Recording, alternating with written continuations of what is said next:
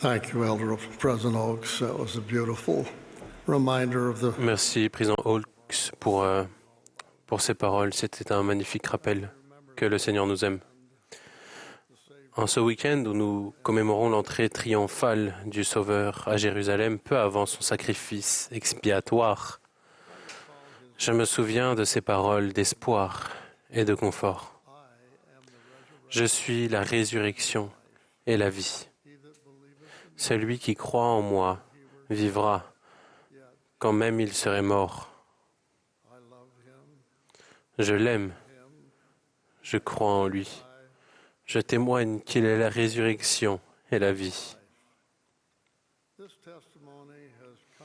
Ce témoignage m'a réconforté et fortifié au cours des 4 dernières années et demie qui se sont écoulées depuis le décès de ma femme Barbara. Elle me manque. J'ai souvent réfléchi à notre mariage éternel et à notre vie ensemble. J'ai déjà raconté comment j'ai rencontré Barbara et comment cette expérience m'a appris à utiliser la compétence de suivi que j'avais apprise au cours de ma mission.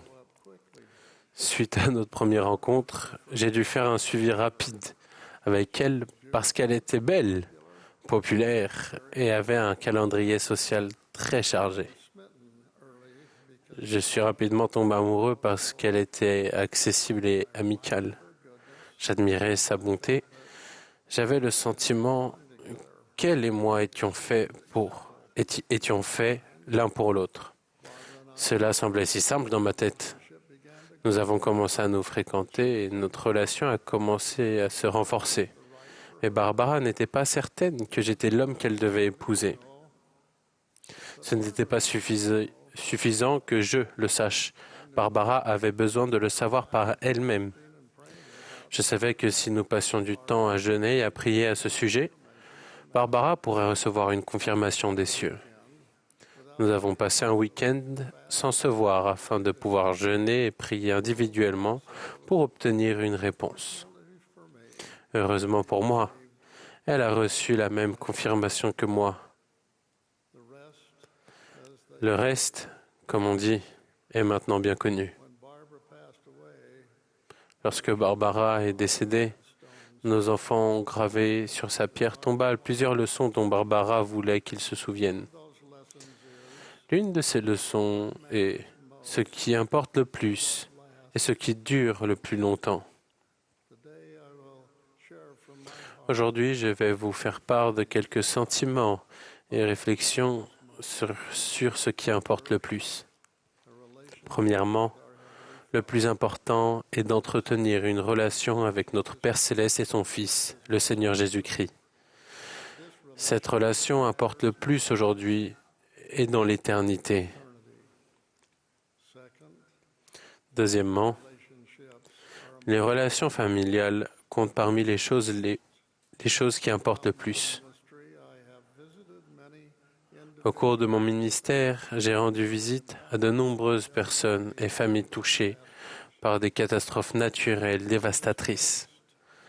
Beaucoup étaient déplacés, souffraient de la faim et avaient peur.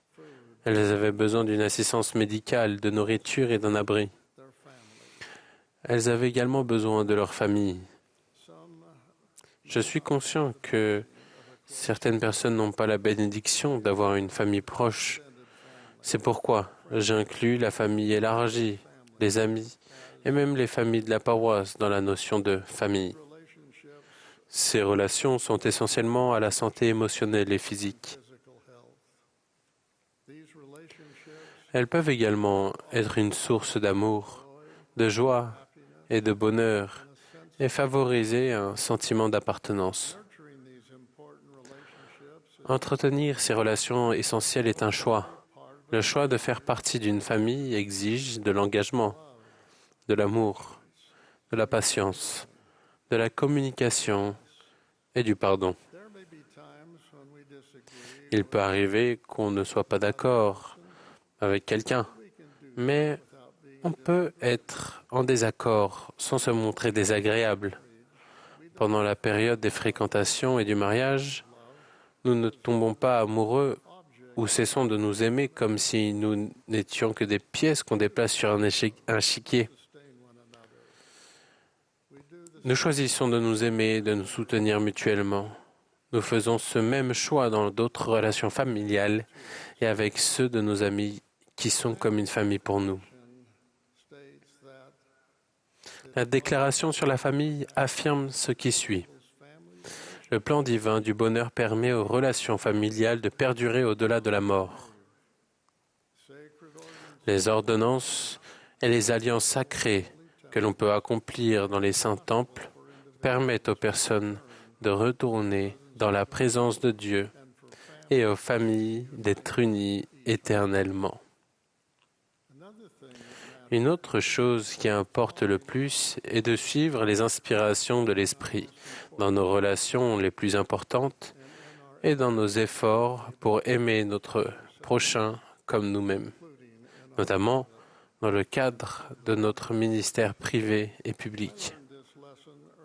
C'est une leçon que j'ai apprise tôt dans la vie lorsque j'étais évêque. Tard, un soir d'hiver, froid et enneigé, je quittais mon bureau lorsque j'ai fortement ressenti que je devais rendre visite à une veuve âgée de la paroisse. J'ai jeté un coup d'œil à ma montre. Il était 22 heures. Je me suis dit qu'il était trop tard pour une telle visite. Et en plus, il neigeait. J'ai décidé d'aller rendre visite à cette chère sœur le lendemain matin plutôt que de la déranger à une heure aussi tardive. Je suis rentré chez moi, en voiture, et je me suis couché, mais je ne cessais pas de m'agiter dans mon lit, troublé par les impressions que je recevais de l'esprit. Au petit matin, je me suis directement rendu chez la veuve. Sa fille a ouvert la porte et m'a dit en larmes, « Oh, merci d'être venu, cher évêque. Maman est décédée il y a 2 heures. »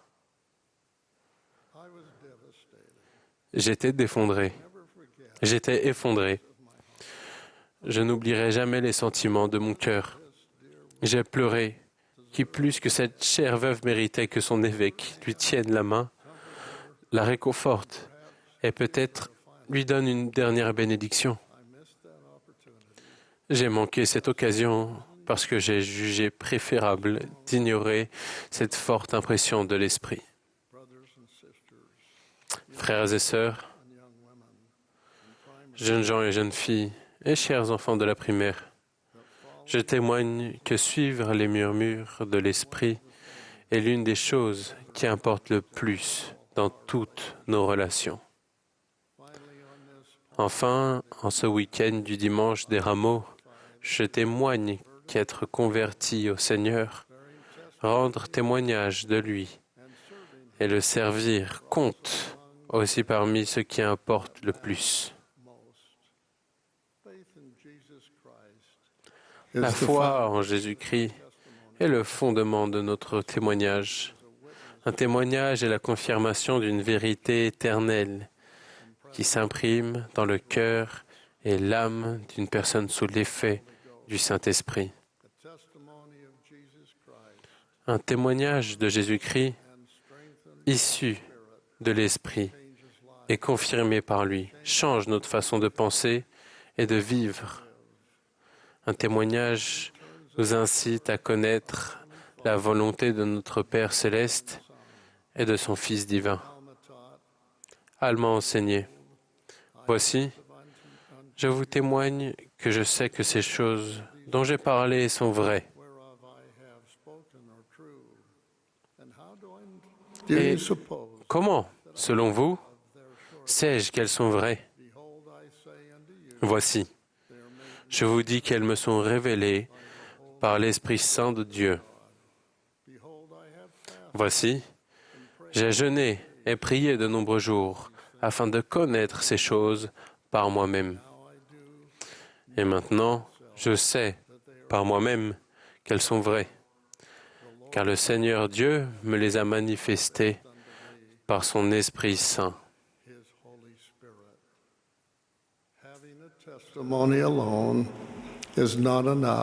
Avoir un témoignage n'est pas suffisant. plus notre conversion à Jésus-Christ s'approfondit, plus nous désirons naturellement témoigner de lui, de sa bonté, son amour et de sa bienveillance. Souvent, lors de nos réunions de jeûne et de témoignages, nous entendons les expressions « je suis reconnaissant » et « j'aime » plus que les expressions « je sais » et « je crois ». Je vous invite à rendre votre témoignage de Jésus-Christ plus souvent. Témoignez de ce que vous savez et croyez et de ce que vous ressentez. Pas seulement de ce dont vous êtes reconnaissant. Témoignez des expériences que vous avez vécues en apprenant à connaître et à aimer le Sauveur, en suivant ses enseignements et en bénéficiant de son pouvoir rédempteur et habilitant dans votre vie. Lorsque vous témoignerez de ce que vous savez, croyez et ressentez, le Saint-Esprit confirmera la véracité de votre témoignage aux personnes qui vous écoutent attentivement. Elles vous écouteront parce qu'elles vous auront vu devenir un disciple paisible de Jésus-Christ. Ces personnes verront ce que signifie être disciple du Christ. Elles ressentiront également quelque chose qu'elles n'avaient peut-être pas ressenti auparavant. Un témoignage pur vient d'un cœur changé et est porté par le pouvoir du Saint-Esprit dans le cœur des personnes disposées à le recevoir. Celles qui ressentent quelque chose en écoutant votre témoignage peuvent alors prier le Seigneur pour lui demander d'en confirmer la véracité. C'est ainsi qu'elles peuvent connaître la vérité par elles-mêmes. Frères et sœurs, je vous rends témoignage que je sais que Jésus-Christ est le Sauveur et le Rédempteur du monde. Il vit.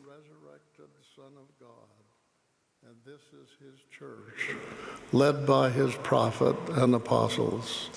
Il est le Fils de Dieu ressuscité, et cette Église que son prophète et ses apôtres dirigent est la sienne. Je prie pour que le jour où je passerai dans l'autre monde, je puisse être doté d'un témoignage brûlant. Au cours de mon ministère, j'ai appris que ce qui compte le plus, ce sont nos relations avec notre Père céleste, son Fils bien-aimé, notre famille et notre prochain. C'est aussi de permettre à l'Église du Seigneur de nous guider dans ces relations afin que nous puissions témoigner des choses qui importent le plus et qui durent le plus longtemps. Au nom de Jésus-Christ, je partage ces choses. Amen.